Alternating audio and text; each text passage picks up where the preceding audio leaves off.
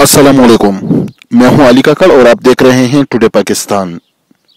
नाज़रीन, शहदादपुर से एक अफसोसनाक खबर को शामिल करते हैं कि शहदादपुर शहीद बेनज़ीराबाद प्रेस क्लब के सदर जुल्फ़िकार खासखेली को असिस्टेंट कमिश्नर की धमकियां।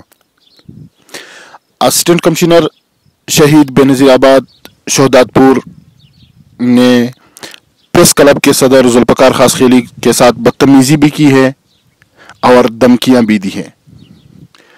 शहदादपुर प्रेस क्लब के साथियों ने प्रेस क्लब के सामने एहतजाजी मुजाहिरा किया और असिस्टेंट कमिश्नर के खिलाफ कार्रवाई करने का मुतालिबा भी किया। तारिक सोलंकी को बरतरफ करो, हम नहीं मानते।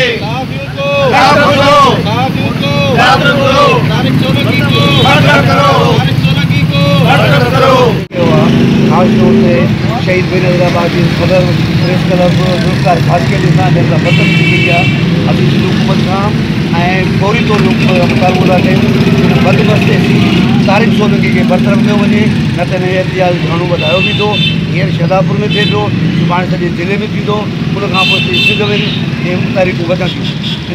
जिसमें एक वाक़या तो नवाब शाह के प्रेस क्लब के सदर जुल्फ़िकार खासखेली के साथ SDM शहदादपुर तारिक सोलंकी ने किया है, और दूसरा बिल्कुल खास के सहाफ़ी के साथ एक मामला दोहराया गया है ज़्यादती का पुलिस की जानिब से। हम इसकी भरपूर मजम्मत करते हैं और हम ये बात समझते हैं कि हर दौर में सहाफ़ियों को उनकी फ़राइज़ की अदायगी से रोकने के लिए इस तरह के हरबे इस्तेमाल किए गए हैं। असिस्टेंट कमिश्नर नवाब शाह जब शहदादपुर में तैनात थे तो यहाँ भी उनका यही रवैया था आवाम के साथ, और वहाँ नवाब शाह में भी उन्होंने यही तरीका और अख्तियार किया है। लिहाजा हम ये मुतालबा करते हैं, अगर असिस्टेंट कमिश्नर नवाब शाह तारिक सोलंकी को वो या तो बरतरफ किया जाए या फिर अपने इस अमल की माफ़ी मांगे, बस और दीगर सहाफ़ी पूरे सिंध के अंदर एहतजाज करेंगे।